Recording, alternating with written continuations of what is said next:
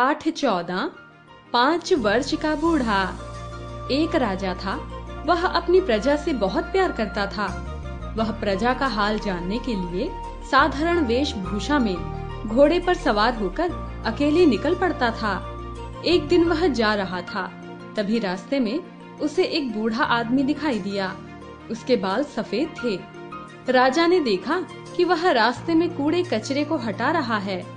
उसे देखकर राजा रुक गया। बूढ़ा अपने काम में लगा रहा।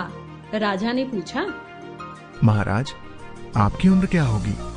बूढ़े होकर भी आप इतना श्रम कर रहे हैं। बूढ़े आदमी ने उत्तर दिया, श्रीमान, मेरी उम्र केवल 5 वर्ष है। राजा ने उससे कहा, आपको शर्म आनी चाहिए। इतने बूढ़े होकर भी आप झूठ बोल रहे हैं। आपको 80 वर्ष से कम उम्र का कौन कहेगा? बूढ़ा राजा की बात सुनकर मुस्कुराया। उसने विनम्रता से उत्तर दिया, श्रीमान, आपका अनुमान ठीक है, किंतु मैंने 80 वर्षों में से 75 वर्ष बेकार ही गंवा दिए। राजा ने पुनः उससे पूछा, वह कैसे? बूढ़े ने विनम्र स्वर में कहा, 75 वर्षों तक मैंने केवल अपना पेट भरा और अपने लिए ही जीवन बिताया।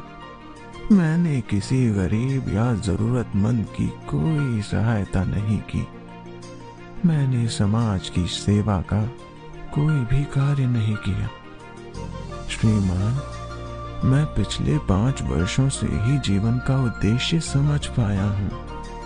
अब मैं समाज की सेवा करता हूँ। मैं दूसरों की भलाई के कामों में लगा रहता हूँ। मैं पर्यावरण को स्वच्छ रखने पर भी ध्यान देता हूँ। मैं सभी लोगों को सफाई के लिए और पेड़ लगाने के लिए प्रेरणा देता हूँ। सभी को प्रदूषण रोकने की सीख देता हूँ। प्रदूषण से पर्यावरण बिगड़ जाता है और उससे कई प्रकार की हानियां होती हैं।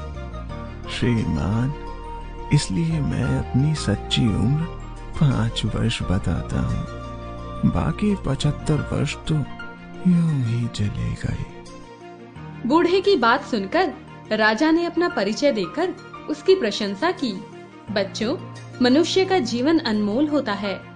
हमें इस बात को समझना चाहिए। हमें अपने जीवन में कोई भी अनुचित काम नहीं करना चाहिए। हमें अपने जीवन में त्याग, तपस्या और सेवा जैसे गुणों का समावेश करना चाहिए।